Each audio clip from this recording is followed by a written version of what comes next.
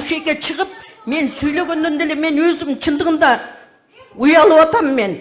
Менин кызым ушундай болуп, бизден талашып, ушинтип ызы чуу болуп жүргөнүнө ушуну жакшынакай карап чечип берсеңиздер. Мунун максаты үйдү сатып, мени бала чакам менен мени карылар үйүнө алып барып таштамак экен.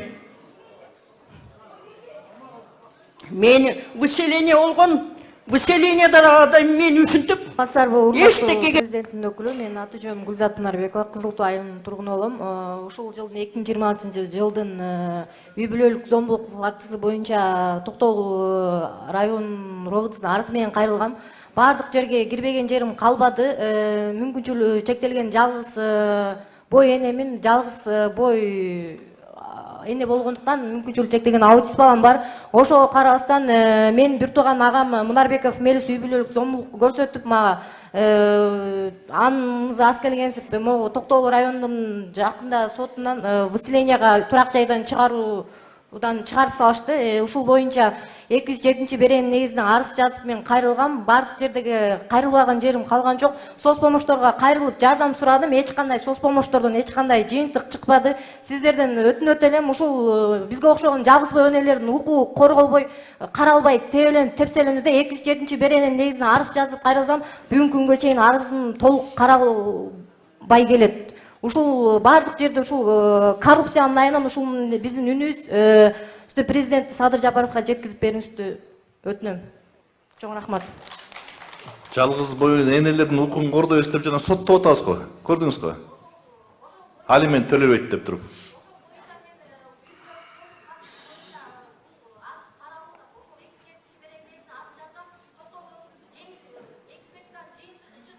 Прокурор. Мен түшүндүп берип койсом. Кел, роуда. Не болду эле? Кыдырмаш, бул Мунарбекова Гүлзат деген өзүнүн бир тууган байкеси менен өзүнүн апасына арыз жазып атат. Экөө уруп койду деп. Бизге катталып, биринчи экспертизанын жыйынтыгы боюнча жеңил жаракат келип келген. Ага макул болбой биз кошумча даярдаганбыз. Мен уктук, сиз бияктан жообун укпайсызбы? Андан кийин биз эки экспертиза чыккандан кийин биз комиссионко бергенбиз. Ага да макул болбой комплекснеге берип, май менен келди. Корутундусу чыгарылып. Июндун 4-ндө биз 177 беренеси менен кылмыш иш козгодук. Ушулай менен соттун кароосуна жөнөтөбүз биз.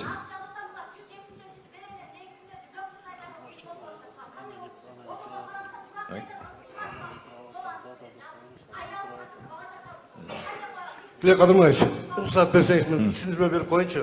Бул кызыбыз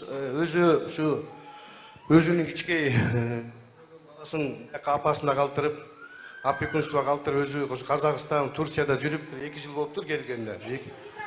Угуп турсаңыз эми. Сиз угуңузчу, сурооңузду бердиңиз да. 2 жылдан кийин келип, өзүнүн бир тууган апасы, бир тууган байкеси. Маселе эмнеде болот? Маселе үй талашта болот. Ал жерде эмес. Анан ошолор боюнча бир үйдө жашап жүрүп, муну ушу элдерде бир угуп алса жакшы болот эле. Эмне үчүн эле ушул кыздыкы сүйрөсө туура болот. Коюп туруңузчу. Угуп турсаң эми. Угуп турбайсызбы, бияктан мына кызматкерлер айтып атпайбы сиздин маселеңиз боюнча? Муну жакшы бир кичине бир уруксат берсеңиз, бир 5 мүнөт түшүндүрмө берип коеюнчу. Эмне үчүн ушул кыз бүгүнкүгө чейин арызданып, баары коррупция, эч ким карабай атат, тигил бул деп аткан бул жерде маселе бөлөктө. Маселе бөлөктө болот. Апасы, байкеси үчөө бир үйдө турушат. Анан ошол үйдөн ичинде ызы чуу болуп чыкканда апасын түртүп, байкесин түртүп, ушулар мени сабады, мага кордук көрсөттү. Сразу милицияга чалат, келгиле, мени уруп атат, сабап атат. Апасы бир тууган апасы. Анан ал ичи боюнча экспертиза назначение кылсак башында легкий деп чыкты. Кону менен макул болбой койду. Жок, меники андай болбойт. Назначение кылдык, комиссионду бүгүнкү күнү жыйынтыгы чыкты. Бирок бүгүнкү күнү бул кишинин апасы да ушу 70ке чыгып калган апа, ал киши да жүрөт. Күндө арыстанып, ыйлайт.